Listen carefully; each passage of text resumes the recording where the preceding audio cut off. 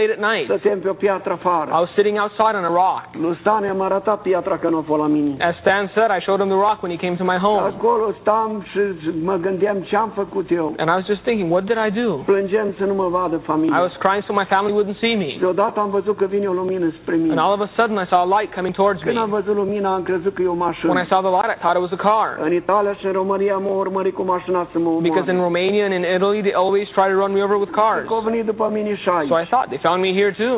Dar nu a fost mașină. But it was not a car. Că lumina m-a cucerit. The light surrounded me. Și din lumina am auzit aceeași voce. And out of the light, I heard the same voice. Era același înger. It was the same angel. Dumitru, de ce ești tu disperat? Dimitri, why are you so despaired? De ce m-ai pedepsit așa de tare? Why'd you punish me so harshly? Ce am făcut eu? What did I do? Ce nu mă lăsa pe mine în pușcărie? Why couldn't you let me stay in prison? Familia avea unii să stea. But my family would have had a home. Zic, eu n-am unii îmi pleca cap. I don't have a bed to let my head down De on. ce m-ai adus aici? Why was I brought here? Dumitru, te-am adus aici că țara asta va... Dimitri, I brought you to this country because this country will De ce burn. m-ai adus să mă ard aici și nu m-ai lăsat să mor în pușcărie în țara mea? So why'd you bring me here to burn? Why didn't you let me die in jail in my own country? Dumitru, taci. He said, Dimitri, be quiet. Urcă-te lângă mine. Get beside me.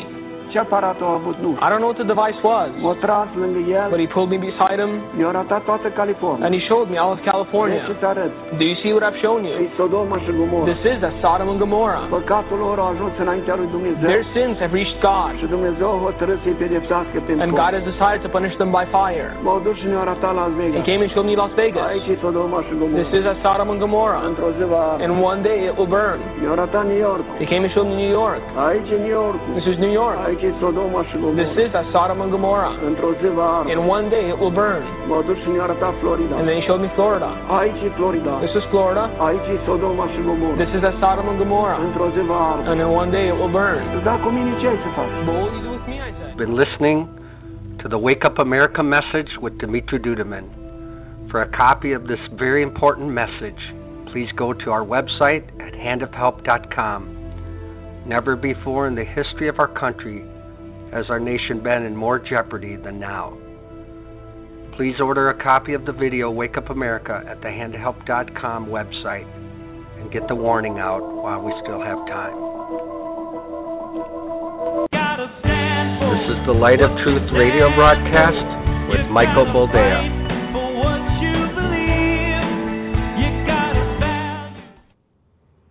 All right, welcome to the program and thank you for joining us. This is the Light of Truth radio broadcast. I am your host, Michael Boldea, and we've got a jam-packed hour. So much to discuss, so much to get through, so much to delve into. I'm not going to have time to get into the State of the Union. I'm sorry. You should have watched it. The one highlight for me, the one thing that stood out above all else by head and shoulders was the president encouraging Congress to pass legislation to protect the unborn, to protect a baby once it's able to feel pain, which I thought was amazing given what had been happening in Virginia, what just happened in New York with the new legislation being passed. I think if a federal ordinance is passed protecting life, it would go a long way to sort of mitigating the monstrosities that are being passed by individual states. But yeah, you should listen to the State of the Union. I think it was an exceptional speech. And I think that the nation's in more trouble than we want to admit. Not because of anything Donald Trump's done. I think he's the one guy that's trying to keep the wolves at bay. But tonight we're going to be talking about the Green New Deal and why, what's her name, Ocasio-Cortez is nothing to laugh at. We're going to delve into it, and I will tell you, point by point, why this is a very dangerous woman. And you're going to realize that she's easy to make fun of. I'll give you that. At this point, this girl's nuttier than a metric ton of squirrel turds. But she's dangerous. understand this. Open your eyes to the reality that she is very, very dangerous. And we're going to get into why. And I think that once you see my analysis, as the kids like to say, you'll agree. This is not just a twit bartender that found herself a congresswoman who spouts off at the mouth regarding ridiculous things that she knows nothing about. It's a dangerous, dangerous woman, and she has the backing of the media, and now the 2020 Democratic presidential candidates are falling in line with her lunacy. Believe it or not, at this juncture, I think if anyone's going to cut her down to size, it's going to be Nancy. Because Nancy realizes that I think they got a little too excited a little too early. This is one of the silver linings in all this lunacy, is that I think they couldn't hold it in anymore, and so they had to put out what they believe should happen within the next 10 years. I'll read you some of it. It's absolutely stunning. It's mind-boggling. But the reason that Ocasio-Cortez and her ilk are dangerous is because they are true believers. We've seen true believers in the past, in human history. And we saw what they were capable of once they took power. So we'll get into that, I promise. I will make time for it, even though there's so many other things that I want to talk about.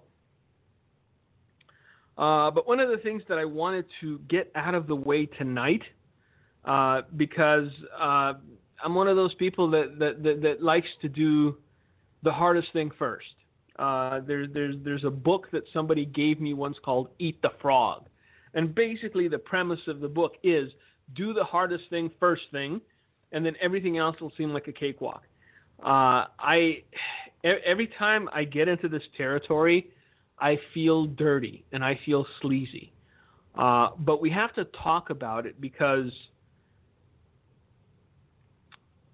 the Pope admitted to some very frightening things as little as a day or 2 days ago. And I'm one of those people that has seen enough of life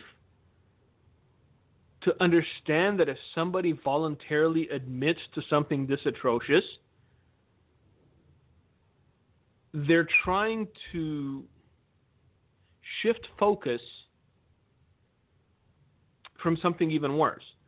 My daughter is very good at doing this. If she knows she's done something naughty, like break a glass or been in the cupboards where she wasn't supposed to be, she'll come and volunteer an apology, a mea culpa, if you will, and throw herself on the mercy of the court for something far less egregious than what she did, hoping that I either don't find out that she did something worse than what she's admitting to, or that I see her honesty as something to be applauded, and she doesn't get, disciplined for what she did.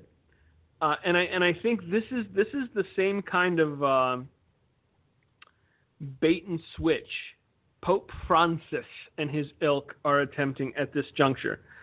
This is coming from the BBC, so it's not like little Johnny wrote it in his mama's basement. This is actually coming from BBC News and World Report, the Europe Bureau.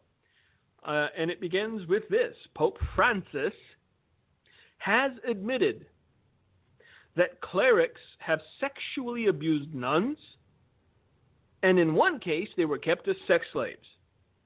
He said in that case his predecessor, Pope Benedict, was forced to shut down an entire congregation of nuns who were being abused by priests. It is thought to be the first time that Pope Francis has acknowledged the sexual abuse of nuns by the clergy. He said the church was attempting to address the problem, but said it was still going on. Now, what you may not seem to notice is any reference to the child sex abuse scandal that the Catholic Church is embroiled in. The bait and switch. If this is their lead, if this is what he's admitting to, and we're going to get into it, it gets creepy. We're talking about forced abortions. We're talking about multiple rapes of nuns by men who are supposed to be spiritual leaders. Men who are supposed to be shepherds of the flock. If this is the rock upon which Christ built his church, he should burn it to ash. Sorry, not sorry. If this is because this is their big claim, Petrus, the rock. Upon this rock I shall build my church. There you go. This is the well, if this is it, then it needs to go completely. Because this has been so rampant. This has been so ongoing. And he said it's still going on. Flabbergasted. Mind blown. Can't believe it. Read that thing 12 times before it actually sunk in. These priests were not disciplined. These priests were not handed over to the authorities. This is still ongoing. And he's readily admitting to nuns being held as slaves and sexually abused because they're trying to take the focus off what we talked about a few weeks ago, namely the child sex abuse in the Catholic Church. This is the bait and switch. They've done the math, and in their mind, this is the lesser of two evils. Sexually abused nuns and forced abortions are preferable to what they're trying to keep under lock and key. Sexually abused nuns and forced abortions are the headline they want to see, as opposed to what they're hoping will never come to light. Just keep that at the forefront of your mind. Acknowledge the reality of the cesspool that the Catholic Church has become, at least as far as its leadership. So here we go. He said the church was attempting to address the problem. Can we please get any more vague? He didn't even say that the church was addressing the problem. He didn't say that it had been taken care of. He didn't say that the priests that were guilty of these things were disciplined, defrocked, whatever you want to call it, sent to prison. Nay. The church is attempting to address the problem. But hey, it's still ongoing. So last November, the Catholic Church's global organization for nuns denounced the culture of silence and secrecy that prevented them from speaking out. The Pope's comments come amid long-running cases of sexual abuse of children and young men by priests at the church. So at some point, the higher-ups in the Catholic Church had a confab and said, we need to get this child abuse stuff off the front page. How about the priests raping the nuns, sir? And the forced abortions, sir? Gruesome, but less gruesome than child sex abuse. And so this is why they came out with this. This is why this was news. Because they're trying to shift the focus. And if they're attempting to shift the focus, then whatever they're trying to keep hidden, whatever they're trying to keep from coming to light, is far worse than anything we've heard thus far. Please understand that. This is why you shift the narrative. Because you realize that if the populace, the common folk, find out the true extent of the child sex abuse, then a lot of people will simply walk away from Catholicism or be hard-pressed to give another dime to these delinquents. So what did Pope Francis say? Speaking to reporters while on a historic tour of the Middle East, that's another story, by the way, because apparently you have Catholicism, Islam, and the purpose-driven life guy, all coming together in one accord, trying to introduce a new all-inclusive and gentle brotherhood. And again, we can go down another rabbit trail and start talking about taqiyya and the fact that it's within Muslim religious text that you're allowed to fake befriend the infidel, fake agree with him until you are his superior, until you are able to overpower him and then dispense with him. So not only is this Pope enabling the rape of nuns, the forced abortion of babies, the sexual abuse of minors, he's also a fool for believing that Islam wants to coexist. Now, let's get into this because we're wasting time. I want to get to the Green New Deal because you need to know what your future holds. That's right. Stay home next election. No, don't. Don't bother to go vote. No. Let shroom heads and unemployed people and the great unwashed who revel in the idea of socialism elect your next leaders. You stay home because the guy running against them isn't tip-top perfect. Anyway, sidetracked. Speaking to reporters while on a historic tour of the Middle East on Tuesday, the pontiff admitted that the church had an issue. No, I'm reading this again, and I'm finally realizing what he's trying to say. This is what he said. The church had an issue, and the roots lay in society seeing women as second class. I call bull hockey. The issue is priests raping nuns. It's not society seeing women as second class. Let's stop beating that dead horse. There are more women in college than men currently. There are more women getting jobs that pay over $100,000 per annum than men.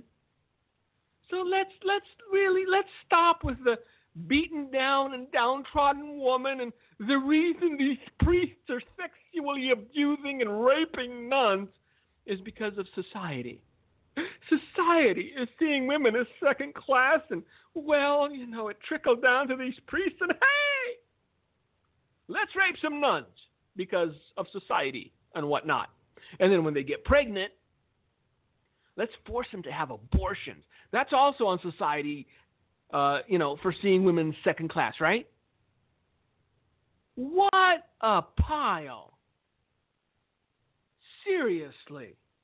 He said that priests and bishops had abused nuns, but said the church was aware of the scandal and was working on it, adding that a number of clerics had been suspended. It's a path that we've been on. Oh, see, now I'm glad I didn't have dinner, because my stomach's churning. This is just vile. Pope Benedict had the courage to dissolve a female congregation which was at a certain level because this slavery of women had entered it. Slavery, even to the point of sexual slavery, on the part of clerics or the founder.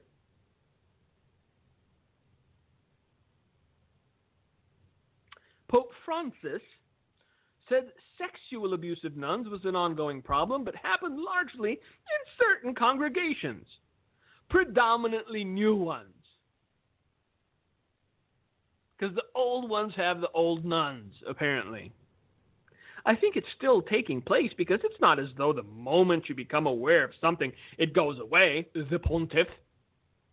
Well, it kind of should go away. When you become aware of it, you don't attempt to work on dealing with it. You cut it off at the knees. It's rape of nuns. It gets worse, kids. So where is the abuse said to have taken place? The female congregation dissolved in 2005 under Pope Benedict was the community of St. Jean, which was based in France. Alessandro Gisotti of the Vatican Press Office told CBS News. In 2013, the community of St. Jean admitted that priests had behaved in ways that went against chastity. Wow. These guys could be Democratic pundits. The priests behaved in ways that went against chastity. Do tell. With several women in the order, according to the French Roman Catholic newspaper Le Croix. In a separate case in India last year, a bishop was arrested over allegations that he raped a nun 13 times. I would dare say that he behaved in ways that went against chastity. No, he raped a nun 13 times.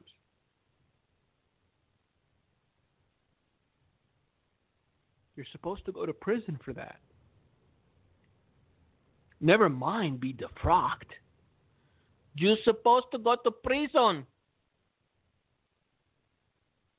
And I guarantee you, once the general population discovers that you're in for raping a nun, they too will behave in ways that goes against chastity.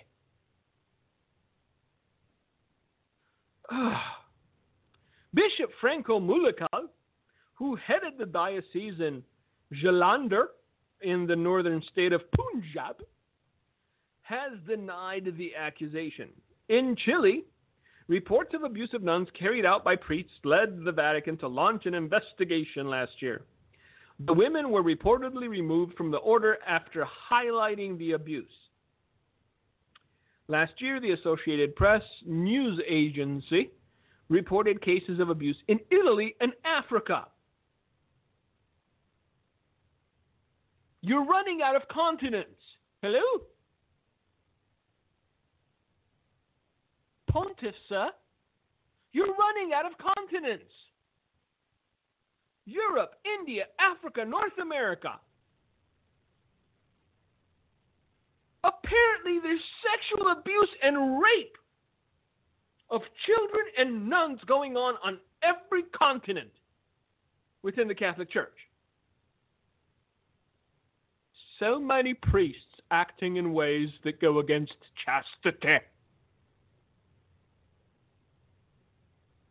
What have women in the church said?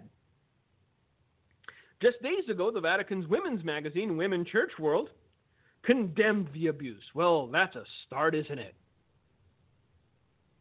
Saying in some cases,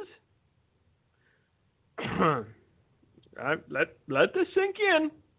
I'm reading it with a purpose, because apparently you don't understand how evil can get. The women's magazine condemned the abuse, saying in some cases, nuns were forced to abort priests' children, something that Catholicism forbids. And likewise, it is something that was able to come to fruition because the priests were acting in ways against chastity. The magazine's editor, Lucetta Scarafia, said Pope Francis's acknowledgement of the abuse can be of some help. I know something else that can be of some help. Handing over the priests that raped the nuns and the children to the authorities. And letting the judicial system deal with them. Hopefully, they end up in general population. And Lord willing, news gets out of why exactly they're there. Oh, so many will behave in ways against chastity when they realize these are priests that rape children. They're priests that rape nuns.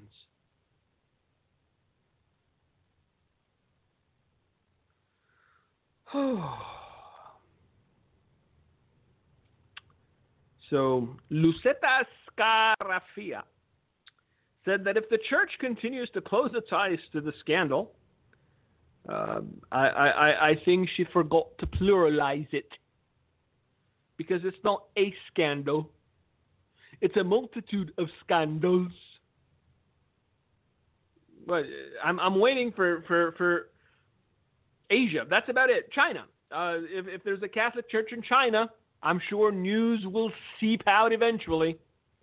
Because Asia is about the only continent we haven't heard of these atrocities.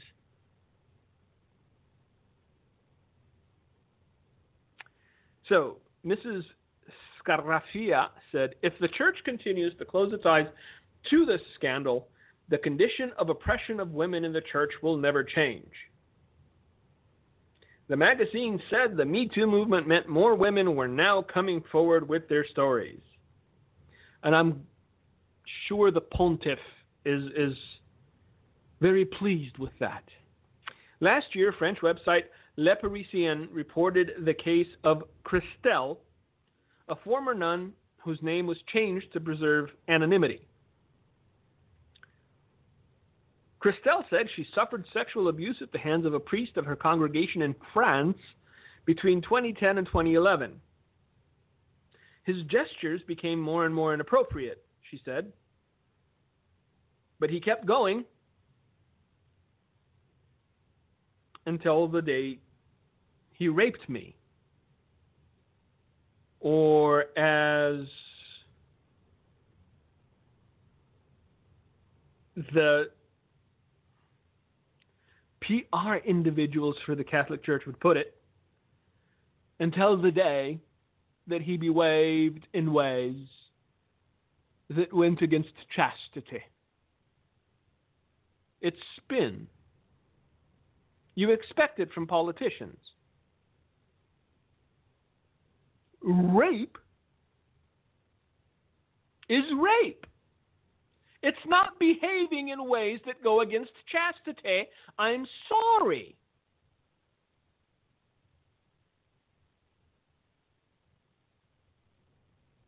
So this is what the Catholic Church admitted to. Multiple rapes on multiple continents of multiple nuns. Nuns being forced to abort the priest's babies. But you can rest assured the pontiff, well, he's looking into it. He's even attempting to address the problem.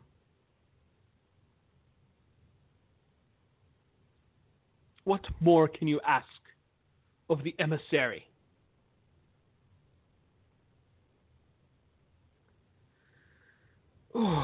I'm looking within the next 2 or 3 weeks for somebody to break a story. If they led with this, the story that's going to come out regarding abuse within the Catholic Church, whether on the North American continent or the Indian continent or the European or the African continent, will make you realize why they came out with this as an attempt to cut off at the pass, if you will. Something more grotesque by far. Look, just because you wear a clerical collar, it doesn't make you above the law. These men need to be punished. These men need to go to prison, both in the U.S. and in Italy and in India and in Africa.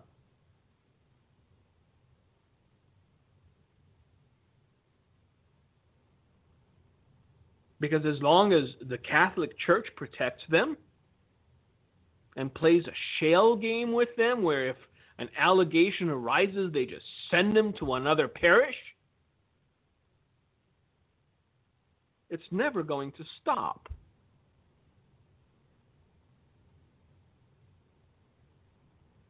So yes, the big news 2 days ago. Pope admits clerical abuse of nuns, including sexual slavery. Or as it has come to be known, priests behaving in ways that go against chastity. So that was the one story I wanted to include because, like I said, I have a feeling there's something bubbling under the surface. There's something that will come to light shortly that'll make it very difficult for you to hold down solid foods for a while. Because they wouldn't volunteer this if they didn't realize what was waiting around the bend. Now, we go from this, like I said, eat the frog, do the hardest thing first. That was hard for me. Because, look, the most despicable thing that I could think of is someone using their spiritual authority or their spiritual influence or their spiritual reputation to do something so utterly foul to another human being. Now, let's go on to the easier tasks. Like I said in the beginning,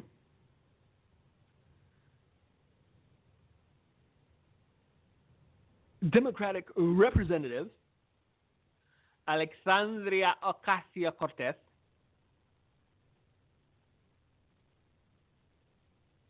is what she is.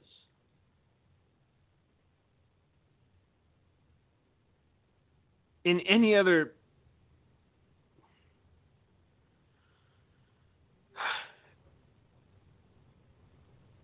in any other context,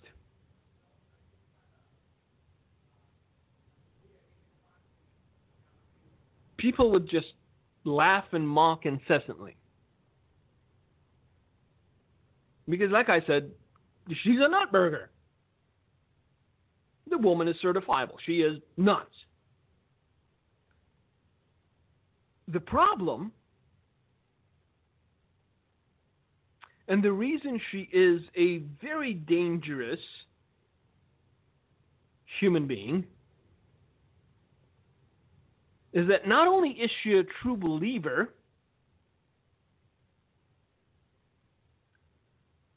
but some of the stalwart Democrats in the Democratic Party are falling in line behind her.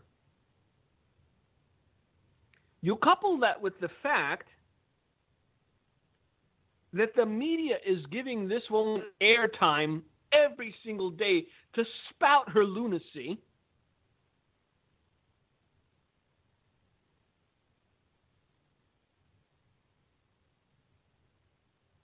And if we don't cut this off at the pass, if we don't start reminding people just how horrid a thing communism and socialism are, we're going to find ourselves in some dire straits.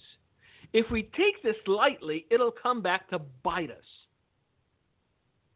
Because, once again, this woman is a true believer. And like all true believers, the ends justify the means. You cannot have omelet without breaking some eggs. You cannot save the planet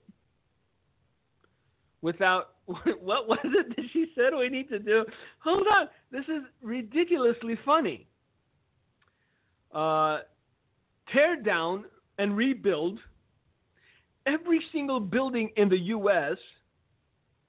for state-of-the-art energy efficiency.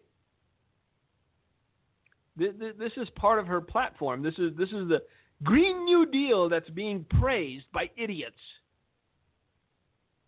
on CNN and MSNBC.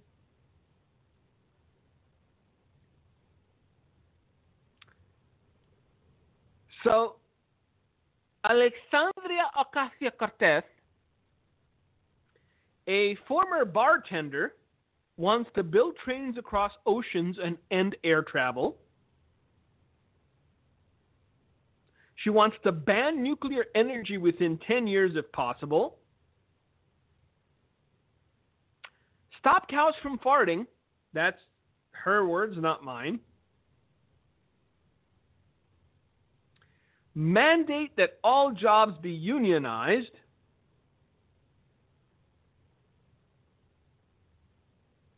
And for those of you that have a dislike regarding labor,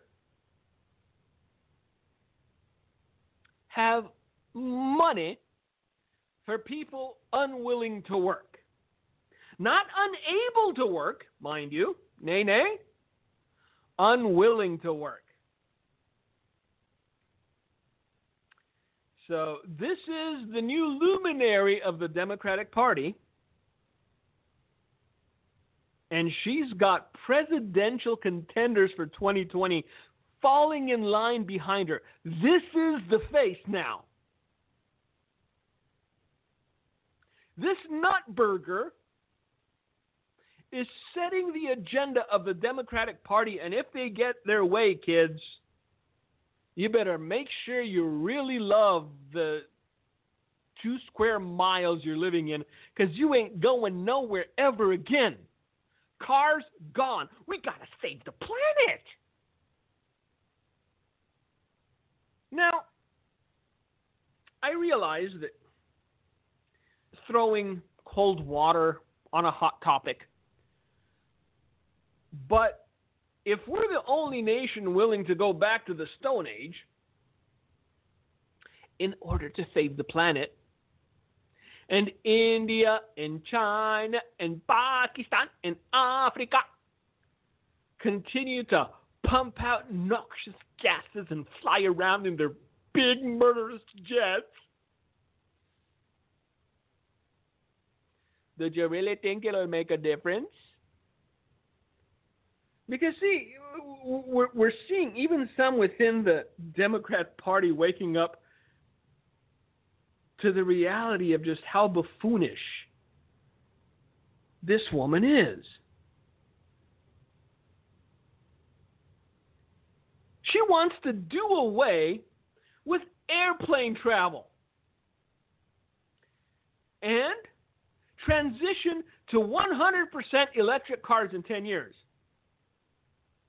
And Senator Mazie Hirono of Hawaii, who is not by any stretch of the imagination the brightest bulb,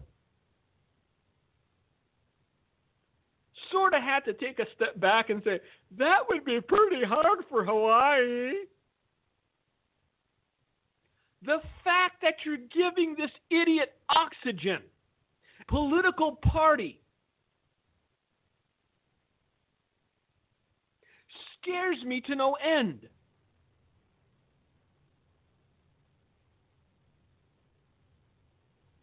And the only place they fumbled here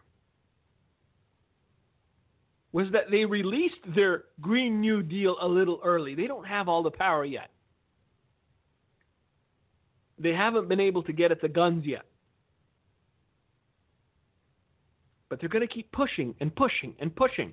I guarantee you gun confiscation is going to be a hot topic within the next 2 years.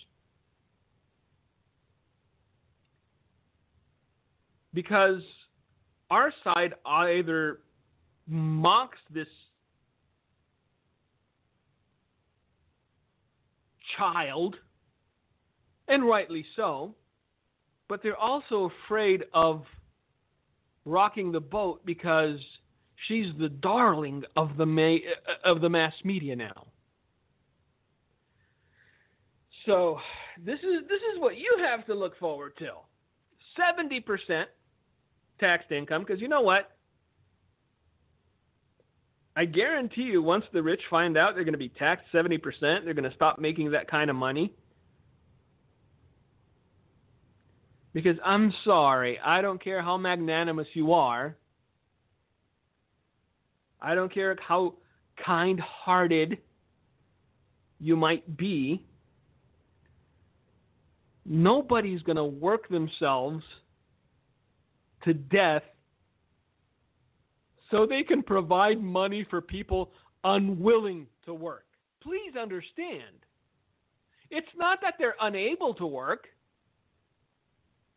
It's that they're unwilling to work. Hey, Charlie, Johnny, Bobby, would you rather sit home all day and play video games and get paid? Or go and flip burgers at Mickey D's and get paid? What do you think their answer is going to be?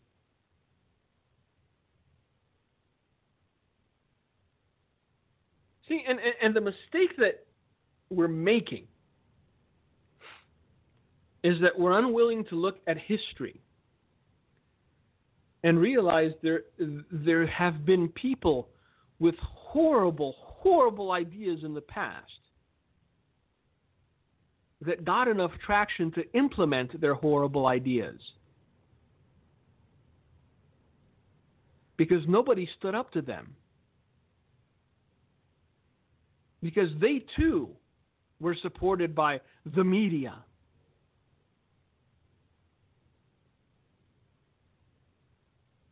And they kept belching out propaganda.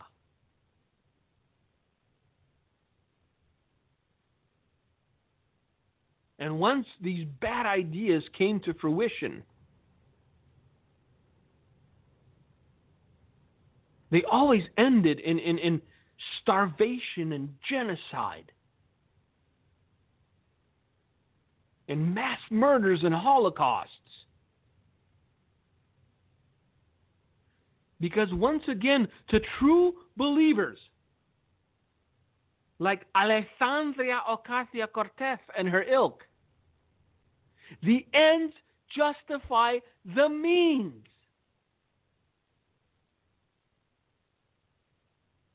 No more cars, no more planes, high-speed rail. That's all you get. And sure, the big cities will have high-speed rail stations. But what if anyone living outside the vicinity of a major city? Because I guarantee you, in order to save the planet. They'll make you turn in your car. Can't afford an electric one? Oopsies.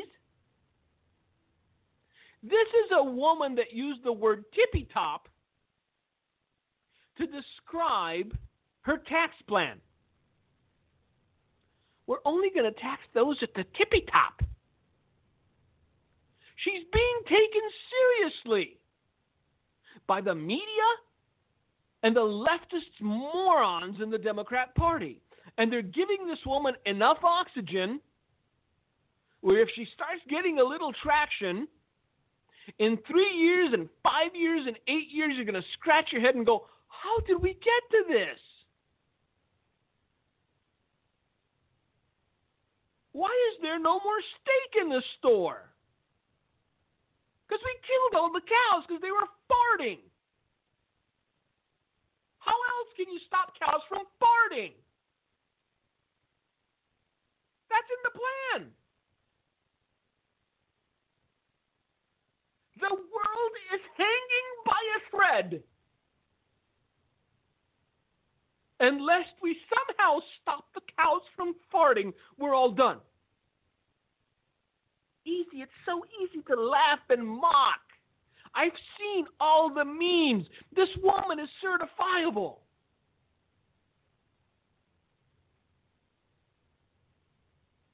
But I beg you, don't lose sight of the reality that she's also very dangerous.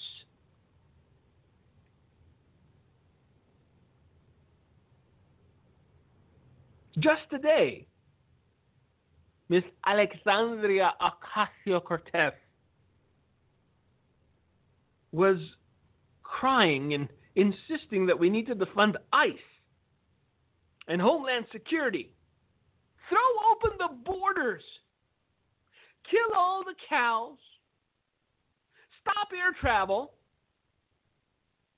And embrace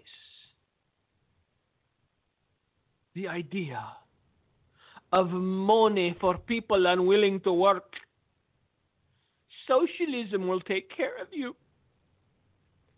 Alexandria Ocasio-Cortez promises you just print more money and tax the people at the tippy top. The thing that I'm concerned about, the thing that worries me, the thing that keeps me up at night, is that these ideas should be so ludicrous that her own party should run her out of town on the rail she's proposing to build. But they're not doing it. Kamala Harris, the front runner of the Democratic Party nominee for president, is behind this nonsense. Crazy Bernie, he's all for it. He's all in, baby.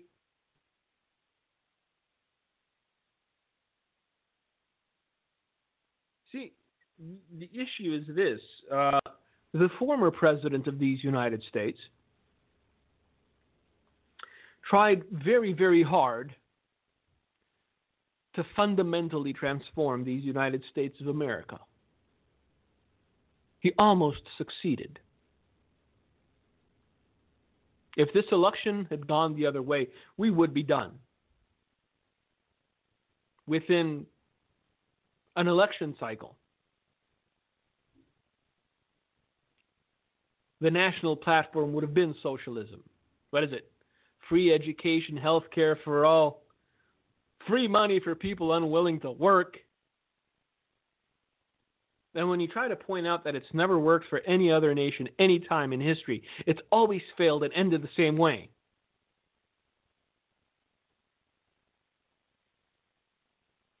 They either don't care or foolishly think themselves intelligent enough to make work what others couldn't. Because you have to realize, making socialism work in a country like America, where it's a giant melting pot of all kinds of people, is exceedingly harder than making it work in a place like China or Russia. And socialism and communism at this point are interchangeable. When you're talking about bulldozing people's homes and rebuilding them the way you want so they're energy efficient, that means government controls everything.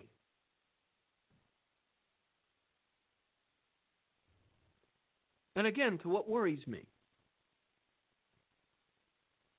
What worries me is that there are enough ignorant people in this country at this juncture that will gravitate towards this nonsense. There are enough people in this country, whether native-born or immigrant, who, as Alexandria Ocasio-Cortez puts it, are unwilling to work but would love some free money,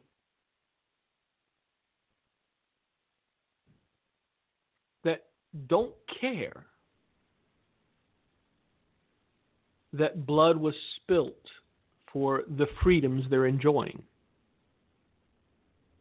that don't care that wars were waged so that we could remain a constitutional republic. All they care about is what's in it for me. Free money? Well, that crazy-eyed chick has my vote.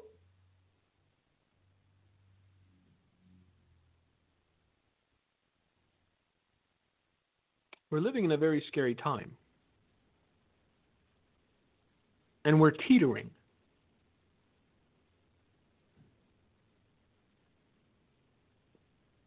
And the way I'm seeing this play out, I honestly don't know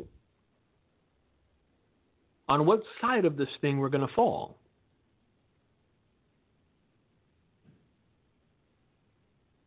Are there still enough people in this country who understand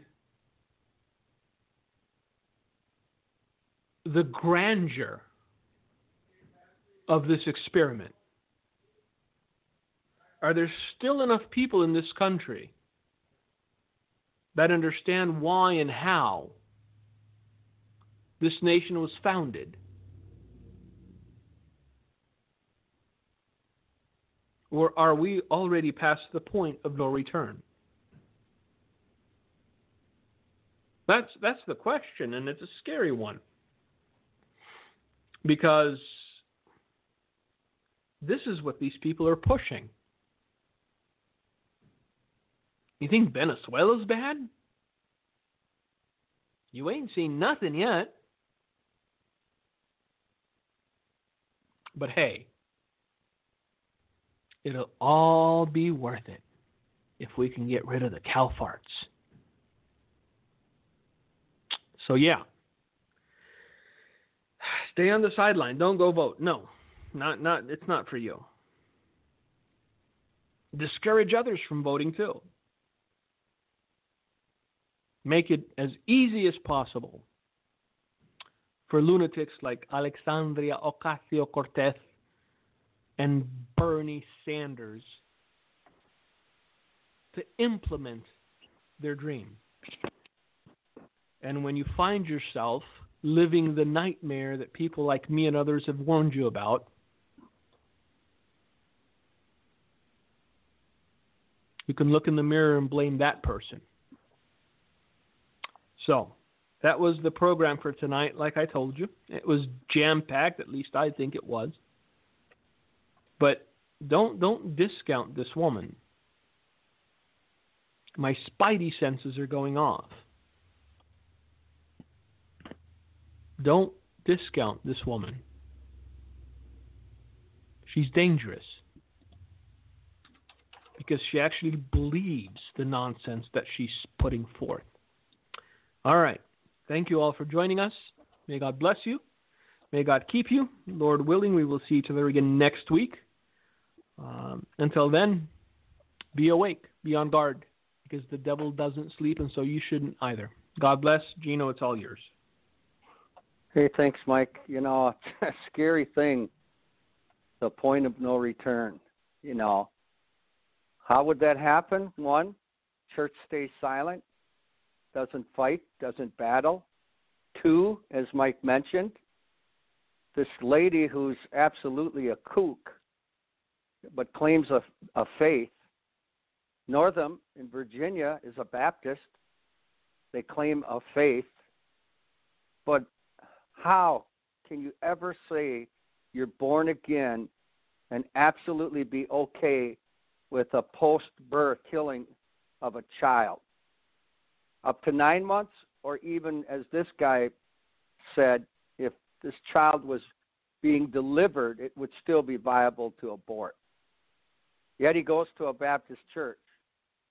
And that's the danger of getting to the point of no return. When we lose our salt, the Bible says, what? We're good for nothing but to be trampled under the foot of men. So, as Mike said, it's a scary thought. And you look at, God is dealing with America. The weather alone spells that out. So, while we have this window of time, we need to wake up, and we do need to do what Mike said and has been saying. Don't think doing nothing will change things.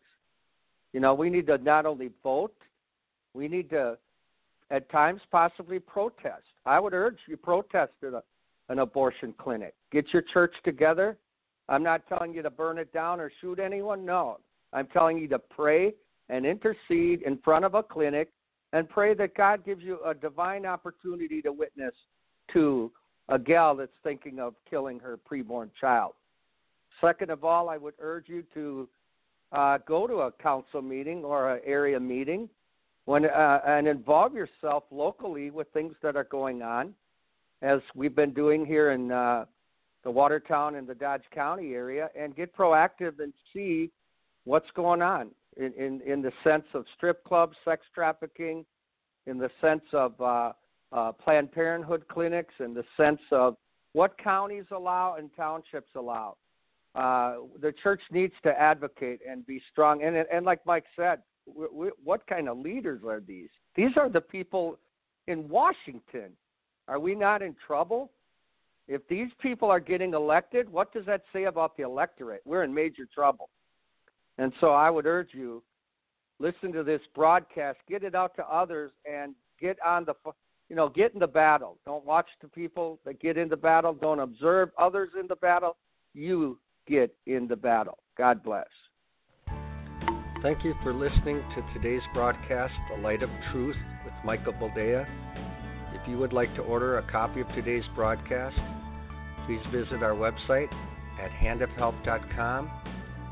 If you have questions about our ministry, you can email us at handofhelpoffice@aol.com or simply call us at 920-206-9910. God bless you.